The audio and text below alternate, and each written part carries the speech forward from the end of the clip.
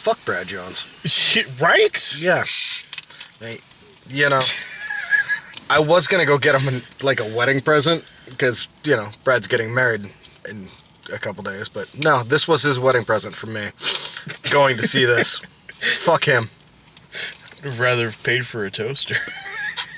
Yeah, no shit. Like, I would have gotten him like a fucking ninja blender or something. So we just saw Let There Be Light. Yep. That exists. That is a thing that someone did. Kevin Sorbo did. Yeah, I noticed that beginning credits, his name was kind of all over that, as well as his whole family.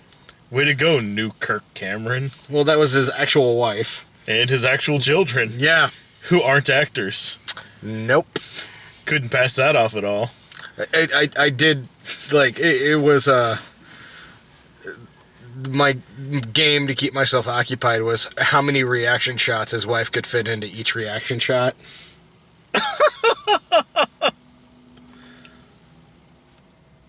Almost every fucking shot of her ends with her just laughing maniacally for zero reason. It's like the one stage direction they gave her, and she's like, I'll work with that.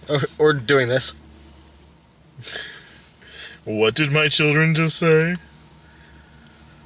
Her two children whose main attributes were the younger one, I'm sorry, that kid just looks like a fucking bitch, man. And the older one, if he's not currently experimenting with different ways to, like, murder cats in the neighborhood... He'll be doing it soon. Jesus Christ, the steely-eyed stare of a serial killer in the making. Oh, my God. This whole movie, like, at this point... We've both, you two probably a lesser extent, sat through so many of these horrid Christian movies. Yeah, not as many as you, but I've put in my dues. And I know Brad's seen some real stinkers without me. Oh Jesus, yeah. But I gotta say, this is, for me, right up there in the worst of the worst. Yeah, fucking hands down. Like it's not as horribly offensive as, like, God's Not Dead, but so much more poorly made. Yeah, it's... I don't know if there's, like, this intentional thing where if you're making a faith-based film, you don't give a shit if it looks like crap and is acted horribly and has terrible production value. I mean, we have an excuse. We're poor. Yeah, I mean, we're filming shit with what we have. It's like, do you own a suit? Okay, well, do you own a jacket? Okay, I'll find a tie. Yeah. Like, that's the budget we're working with. Like, our special effects are, it's like, do we have a guy doing it? Okay, well, does Ryan know how to do it? Okay, then. Yeah. Ryan, you've been working with After Effects. You've got this. Yeah. Dave, quick, sculpt this thing out of bread. All right. Can we find Megan to just paint a bunch of paintings real quick? Yes. Oh, my God. What a horrible, horrid, offensive piece of garbage that was. Like, I don't even know where to start with, like... Well, like, we could talk about how offensive it is, how poorly written it is. We could talk about how fucking just, like, the production design is so stupid and obvious that it's like, oh, before he finds God, he's going to wear nothing but black. But as soon as he finds God, pastel colors! Pastel polos, baby. Henleys. Oh. Somebody took a trip to fucking JCPenney and just stocked up on Henleys. Got that sweet, sweet Arizona Gene Company. Did you know that baptism could cure alcoholism? Yeah, I'd often wondered that if you had a caricature of Joe Pesci pour water on your head from a gravy boat in a stream in a what was that, like a city park? Like, I often thought, like that probably cures functional alcoholism. Yeah, just immediately. No DTs, nothing. Nah. Yeah. They were just playing that shit up and leaving Las Vegas. That was for show. Yeah. Oh my god. No, I think we should start where this movie did. On 9/11. Dear God, I forget, like, that, it was so long and hard of a I forgot. Dave, never forget. I forgot that the opening scene of the opening credits is the fucking towers, and then the next little clip is the fucking Boston Marathon. It's like, I know, way to play up fucking, like... I know that this has to be something that was already covered, but fuck me, there's like production logo, twin fucking towers. And it's like, just real classy, guys. And my immediate thought after, like, watching those clips, and I was watching them intently, and like, oh, they're not going to do any of the shit where a white person was responsible, and sure enough, they fucking didn't. Or no. No, it was all attacks by Muslims, or supposed Muslims, or something like that. So I can't believe there was no pictures of like the bombed out buildings after, like, you know, the Oklahoma City, or, you know, it's like, oh, and then it cuts to like all these like civil unrest things all over the world and everything. It's like, okay, none of these are like the riots that happened in like Ferguson. No, they don't care about any of that shit. This was, it was sitting there like, oh, they're gonna say some shit about Muslims in this movie, and sure enough, they did, kind of. Or did they? Yeah, plausible deniability on that front. Their code word for Muslim in this movie was ISIS. Not once did they say Muslims. No, they said ISIS, and they said it a lot they said ISIS. And every time they said ISIS, I expected them to look at the camera and go, you know what we're talking about. Wink. Come on, white people, say it with us. God damn it. Yeah, just every time. Because apparently, like, the movie starts with the concept of a debate over the existence of God between a pastor and the Rickhead. Well, this movie was pretty much like, this movie was announced while we were filming Jesus Bro. And stole our idea, man. We should have slapped a fucking TM on that shit day one. I wish to God that we had put off Jesus Bro for another year so we could have seen this before we shot the movie, because I thought Brad did a pretty decent job of writing Jesus Bro, but there's some of the lines in this movie he would have never come up with unless he had the chance to rip them off of this shit. I really wish we had waited a year just to, like, get some of that shit in there. Then it would have been like, you know, it would have seemed derivative of this. Like, oh, they're just doing a rip-off of that movie that's exactly the fucking same. Come on, how much better would Jesus Bro been if Allison just suddenly got cancer out of nowhere? I mean, they went cancer, and we went the rapture happening, but aside from a couple key differences, that's fucking beat for beat on several points. Oh, dude, seriously, yeah. Like, the estranged relationship, the alcohol-induced blackout that it results in, like, you know, a deeper connection to God and becoming his front man in the world. It's like, and it just being a snap decision at that. Like, oh, and magical healing powers too. Yeah, because dude gets in this car accident, and the next scene he's in the hospital, and apparently he was dead for 4 minutes, but there's not a fucking mark on him. So it's like every time the Rickhead got injured, in the next scene, fine. It seemed weird to me that he was clinically dead for 4 minutes, not a resuscitated, and they're like, well, you have a mild concussion and a blood clot, and you can go home now, and you're not hooked up to any monitors. I mean, we're really not checking anything. Like, that bed he was on wasn't even a hospital bed. Well, come on, let's not pretend for a minute this movie had any idea what was going on with any form of science, because in this movie, at the end, apparently the flashlight app on your phone can be seen from fucking space.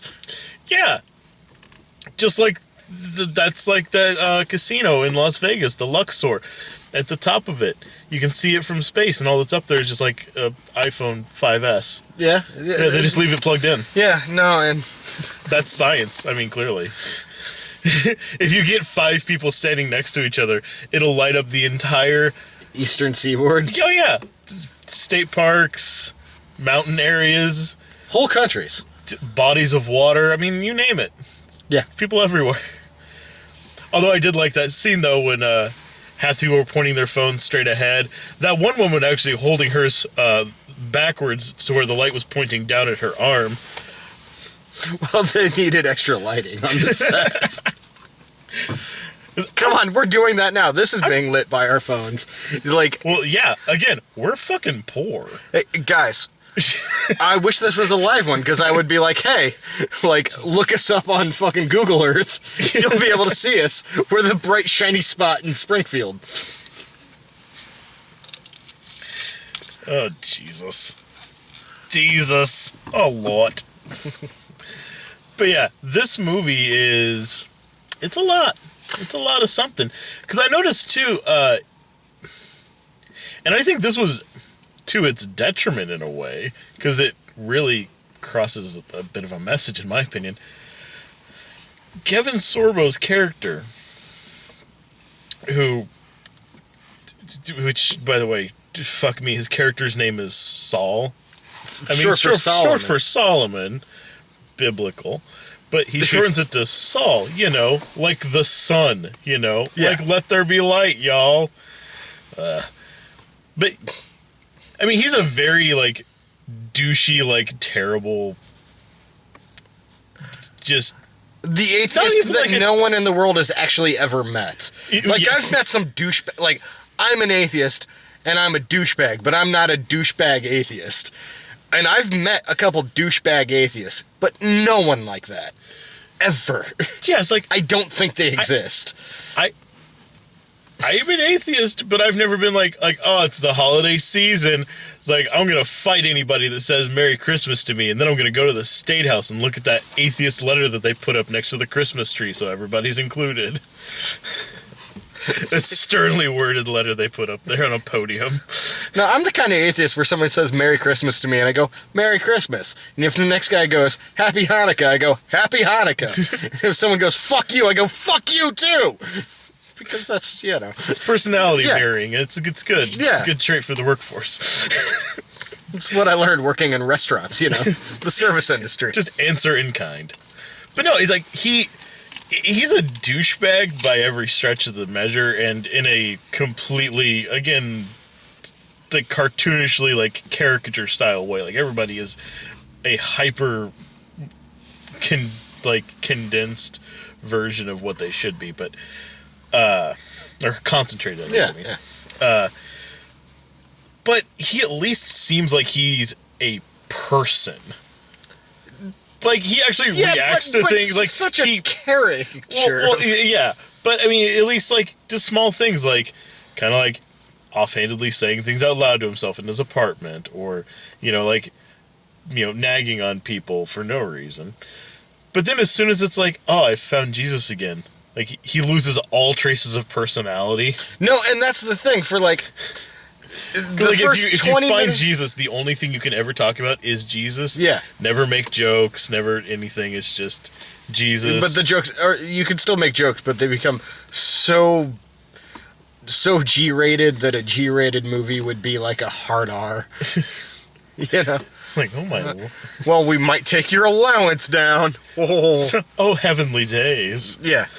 Because that's a thing people fucking say. For the first 10 minutes, I was like, okay, this movie's going to be truly terrible, but at least Kevin Sorbo is going to be entertaining, like he was in God's Not Dead. And for the first 5 minutes, he was entertaining. Well, and then it became horrible. Well, and it kind of reminded me of one of the things that's really bad about where his career has gone. I mean, by him, like, pretty much, like, deciding, like, all I'm going to do is faith-based movies. I took a look at his IMDb earlier. Whoa, he's got a lot on the books.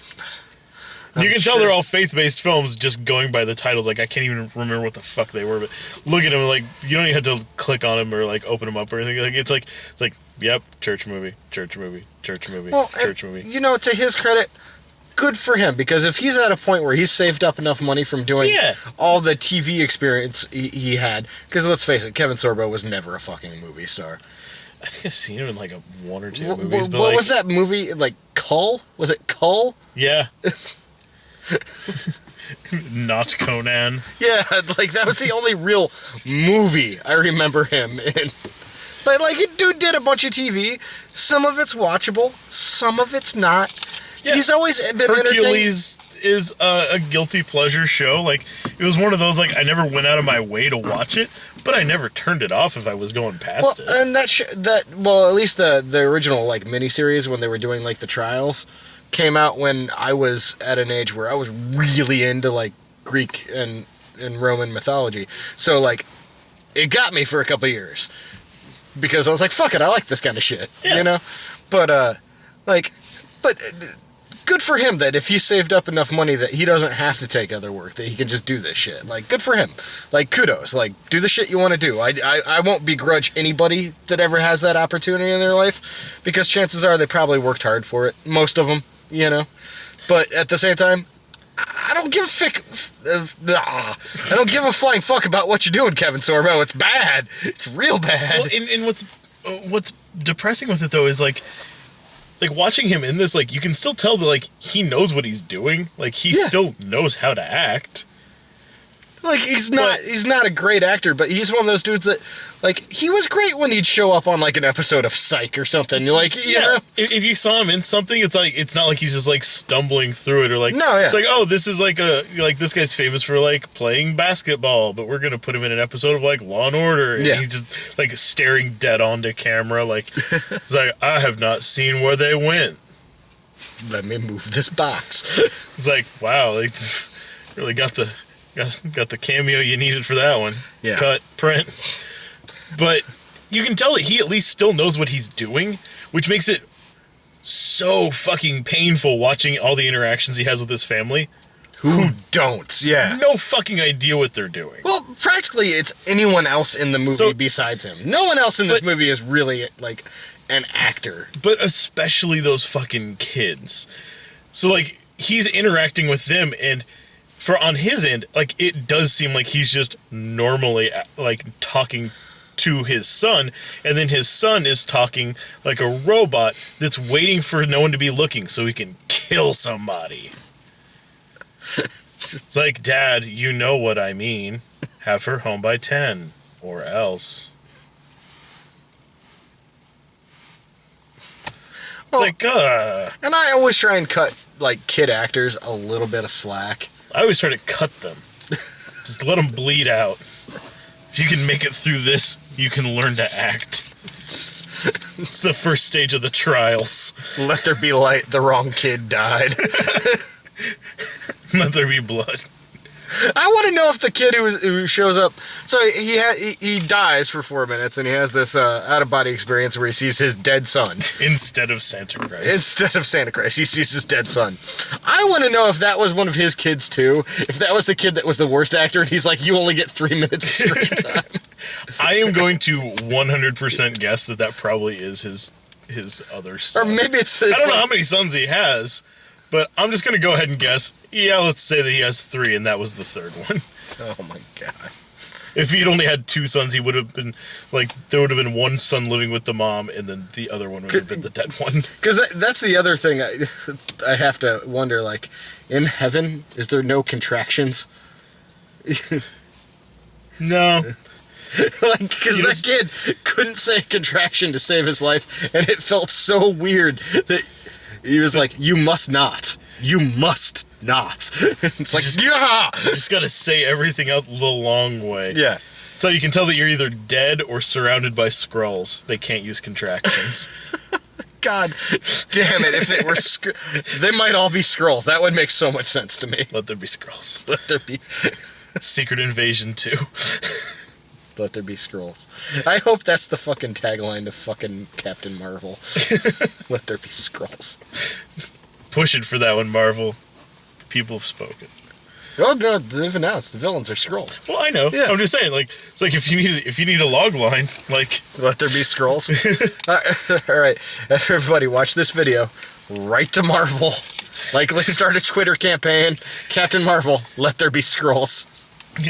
I mean, Bendis isn't there anymore, so they might actually listen to other people now. Oh Jesus. But this is a complete aside, but yeah, I read that news and I was like, oh, that's a bummer. I like a lot of what Bendis has done, and then I thought about it. And I was like, I like a lot of what he did 5-10 years ago. yeah, it's kind of like, yeah, wait, It's like last 3 or 4 event comics have kind of yeah. flopped. Oh, okay, that's a whole different. That's a whole show you and I could probably fucking do. I would rather complain about the problems with International Iron Man than talk about this movie. So slow moving. I know. Like this movie. This is like, this review would probably be over already if it was me and Brad, but I'm just enjoying doing a review with you for the first time in like a year and a half. Oh, yeah. If you guys haven't realized, Brad and I are really gay for each other.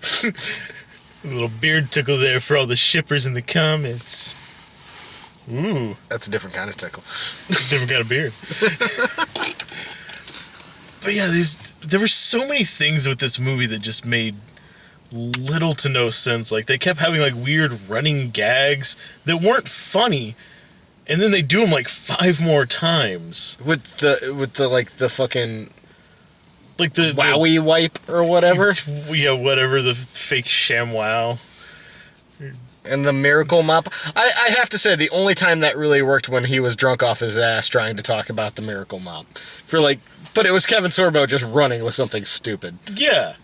But they couldn't even do like a comical montage where he was like drunk and like doing things in his apartment. It's like, all right, guys, like there's 10 too many of these already. Like, it's like, let's just do a 5-minute montage of him walking around his apartment, throwing paper at the trash can. Throwing paper at the trash can, darts at a painting of himself, and then trying to do the risky business slide.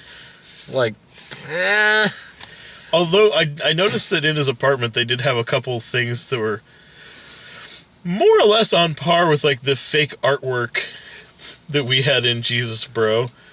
There was the well, they had more money to spend on it. Not to say that Megan didn't do an amazing job with the budget she was given. But yeah, I mean, like $200 and like, you know, an afternoon with Photoshop and then a trip to like Kinko's to get like poster sizes printed out. Like, it's like, yeah, we could have done about the same thing, but it was just like we weren't thinking of that. I was like here's $20 and here's a Goodwill. Yeah, here's Goodwill. But here's some poster board. Yeah, it's like, here's a poster for one of his books, and it looks like the cover photo for The Social Network. Yeah. Here's one for his book, and it looks like the cover photo for like The Room.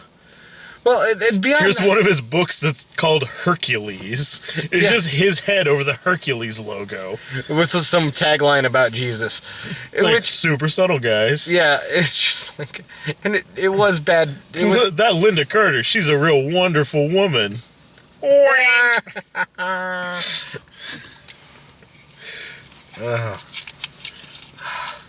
think they even made a joke like that in Supergirl. Oh, I'm sure they did. It's like, what do you think of the president? Like, she's wonderful. Whatever. That show is just so delightfully fun. I give it a pass on all of the many mistakes it's made. It's like, I don't like all this. I don't know. Monel's funny though. Yeah, kind of. That's it's like he doesn't understand. Oh my god!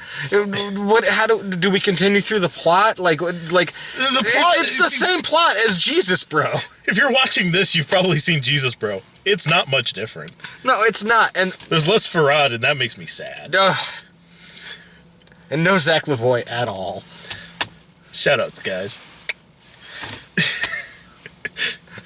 But no, it's like it's more or less the same fucking plot. Only instead of a whimsical Jesus Santa Claus character, there's cancer. Ooh, less whimsical. I don't know. I was kind of rooting for cancer during this movie. Like, I've already seen the sudden "it's cancer" twist in Book of Henry. Find something new. If they had pulled it off the right way, Kevin Sorbo would have got that right when he got the concussion. He just would have suddenly got cancer and died, and then the rest of the movie would have just been his dead-eyed children.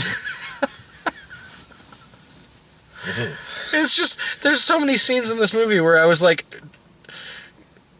oh my god, I feel the need to correct the screen, and then someone else on screen would correct this stupid-ass character on screen, where it's like, they announced Kevin Sorbo's wife has cancer, and his son had previously died from cancer, and she goes, oh my god, I gave it to him, and it's like... I gave him cancer? That's not how cancer works! Also, you didn't have it yet. Yeah. Oh my god. Fucking idiot. So the doctor played by some country singer. Goddamn book. Also, yeah, I didn't know if that was or wasn't, but I had. Like, I'm pretty sure that guy was a country singer. Yeah, I figured it was a safe bet. Like, well, wasn't the pro Jesus guy in the debate a country singer too? No, he's some character actor. I've seen him in a bunch of stuff. But I thought he was a country singer at one point. Maybe. I don't know. I don't trust what I know about country singers. I remember seeing another one of these where the friend. There's been country singers in a lot of these movies, man. Oh, that the Shack.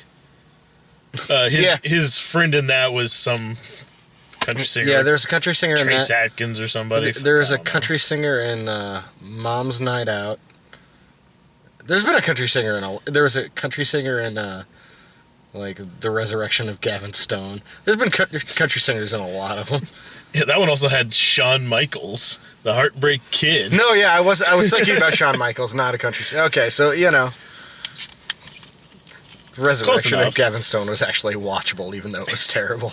Well, it's Brett Dalton. I mean, he's always fun. No, and it was because it was Brett Dalton. It was because he's actually a good actor that it's like, oh, you're charismatic as fuck, man.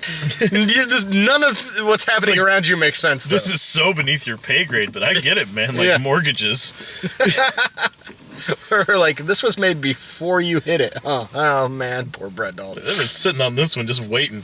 Like, that guy's going to be somebody. When he is, we'll drop this. But there's just so many, like, just odd things in this movie. Like, his agent who's, I'm sorry, fucking clearly a homosexual man. Well, and that guy's been in other Christian movies, too. But never as that character. Yeah. Like, they were playing that. They were playing to the fucking nines. So, like, they watched like an episode of Will and Grace, and they're darling. like, that's how people are in the city. You know, that's how people in the media are. In the business. Duplicitous and gay. But then, like, it's like, darling, if you have the chance, your model girlfriend, could you see if she has any friends, a sister, maybe? I get so lonely in the city. I'm like, yeah. Just can't seem to find luck with the ladies there, can ya? Maybe it's because you're the only one who doesn't know. This is gonna be awkward. They probably threw that scene in because that actor made that choice, and they're like, well, we can't have a gay person in this. No fag in this. Yeah. Fucking hell. Then, like, just odd, clumsy things all over the place. Like, halfway through, like, that, like, he's there towards the beginning where he's still a douchebag. He's having, like, a book launch party at, like, a nightclub or something. And there's a band in the parking garage. Like, I think the parking was inside the bar, it seemed like. It was just so poorly shot and so like, poorly edited. That... Like, they're showing, like, a scene of the bar, people talking, people sitting at high tops, goes back to Kevin Sorbo having some dialogue at the bar, and then it cuts to a band playing. And you hear music the whole time we're in here, so like, oh, these guys are probably playing music. Okay, they're the entertainment for the party. And then it kind of cuts to a wider shot, and no, there's a full, like, band playing to no one in the garage, like, standing by, like, the valet stand. Like, are they just there to fucking play people out? I guess so. And that's, like, this idea of the most famous atheist in the world, too, where it's like... It's common knowledge that he is clearly the top atheist. I mean, because we go by ranking systems. Yes. Or it's Like, the more times that you convince someone that God is a lie at, like, family gatherings, the more points you get. Like, the more times you yell at your mom, "You're a fucking idiot, Karen." you seem like an obviously- intelligent person. Like, you were smart enough to have me, but then apparently that's where it fucking stopped, you dummy. Oh, Like, that's where they tally up the points from there, and clearly he's ahead in the polls. I guess, yeah. Yeah, and it's just like I'm just trying to think, like, in my brain of famous atheists. That's their whole thing, is being an atheist. With his famous credo, "Party on, Wayne. Party on, Garth. Party on. Party on. Party on." So, And that's another thing about his his shitty agent, where, like, he gets in this accident because he's obviously drunk driving. This dude's credo is "party on," and he, like, shouts it on live TV and shit. And then he gets in a car accident, and the reporter's like, "Is it because he was drunk?" And he's like, "I've never seen him drink more than a glass of white wine with dinner." And it's like, you're a shitty agent, it's man. a really bad spin on that. Yeah. Yeah, his spiritual gurus, his yogis on this journey through life are a VHS copy of Wayne's World and Andrew WK's debut album. Hey, man, that's an amazing album. It is an amazing album, but it is all about partying. Just like Kevin Sorbo and atheism. But you know who's not about partying? ISIS. My favorite exchange in the entire movie. Is towards the end, they meet Sean Hannity, and somehow Sean Hannity's just a really nice guy. And he's prepping them for this interview he's going to do. So clearly acting. It's like, what gives you the right to proselytize to so many people? Yep. What gives ISIS the right to cut off people's heads? That's a very good point. It's a valid point. It's like, yeah, that's the sort of point I would expect to hear on Sean Hannity's show. That's the kind of point I expect to hear from ISIS. like you started the movie with it being like atheism versus Christianity. Like, it's not exactly a 1-to-1 comparison, but I mean, if you're looking at polar opposites, I guess, you know, absolute faith in a God, no faith in a God. It's like, okay, I get that. But then, like, 5 minutes later, it decides, like, actually what we meant was, ISIS. You're either a Christian or you're ISIS. You are all of ISIS. Because think about it, they wear black. Their flag is black. ISIS. Did you fucking get it, man? They're servants of death. Fucking dumb. You get it? ISIS. What gives them the right to burn people alive? I'm going to use that same right to tell people to download our app and point their camera at the sky so that NASA can see them on Christmas Day.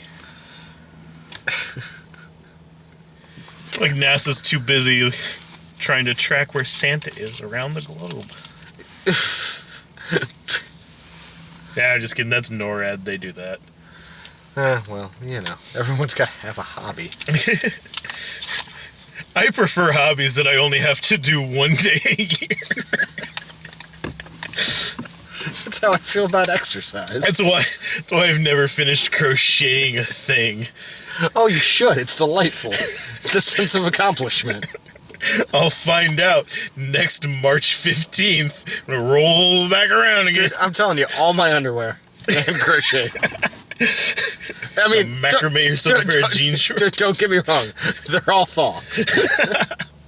Well, I only have the one pattern. I think you only have half of that pattern. I made edits. It's all about my comfort, okay? Nothing like a breathable banana hammock to, like, just walk with confidence. Anybody knows how to do fan art? Now's the time. Just when you do the art, remember, it's big. he uses a large cable knit. That's what he's saying. Like Pamela Voorhees' sweater, but for his dick and balls. Yeah. And I'm really only fat in the belly, the man boobs, and the neck. The rest of it just fucking rail skinny. He's got little legs like a bird. Yeah, if you put bird legs on the Venus of Willendorf, that's my body type.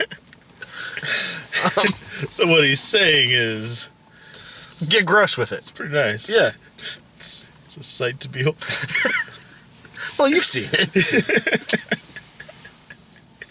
Look like Mr. Babinski from Coraline.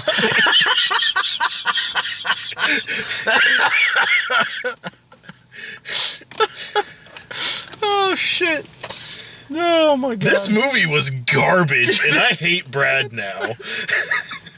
I've hated him for years.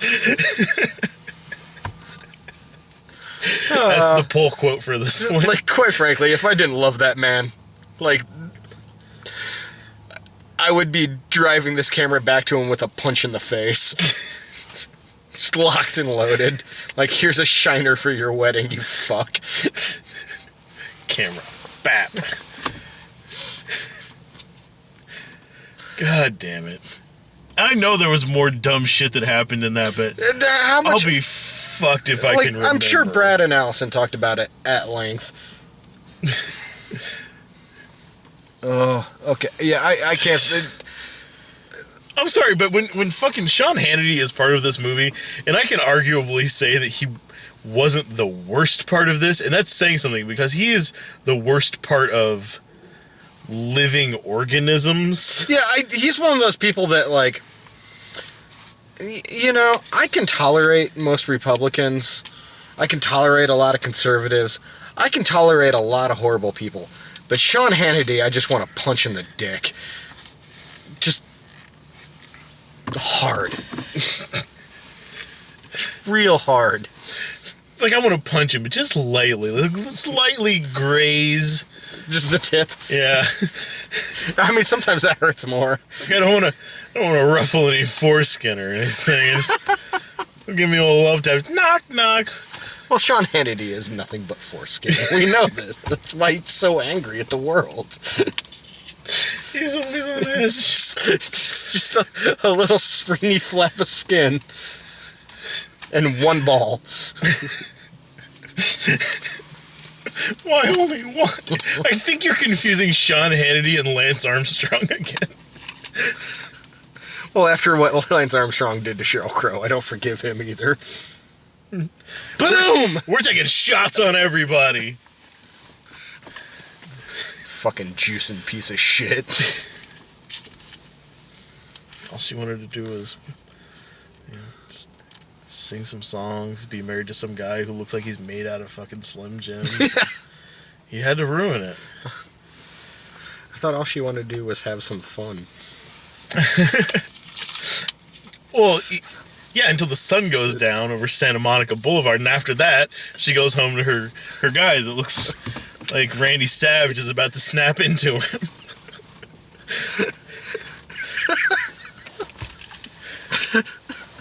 I mean, We should just end this on that.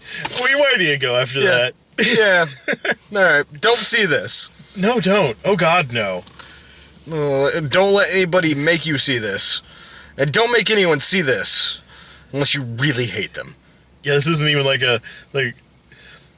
Saving Christmas was like, okay, get drunk and like hang out with your friends and force them to watch that. Because Saving Christmas, It's like I was sitting around watching fucking Cool Cat. It's like, this is dumb, but like, we're gonna go for it. we actually, like, when we did that Christmas a couple of years ago, we actually offended two of our friends, making them watch Saving Christmas. Like, they were honestly offended. That's their problem. I understand their reasoning after it was explained to me. It's like, guys, it's all good and fun making fun of these people, but you don't make fun of people with mental illnesses. Stop it. Nah. Which, in their own way, they were kind of making fun of it, too. Anyway, I digress. This is awful. No one deserves this. No. Not even once. No. Do meth before you do this. Ooh. Meth ruins lives. This doesn't? You tell me you're gonna go home and ever be the same again after this? You're right. I'd rather do meth than this. Yeah, see? Yeah. I wonder what would happen if we went back in the theater. Did meth and then watched it again? Yeah. It'd probably be better. Because of all the meth. Yeah. Yeah. Basically what we're saying is go do meth. Yeah. Yeah, meth. Ooh. Or black tar heroin. You've got a couple bucks, I mean. Yeah. Party on, Wayne. Party on, Garth.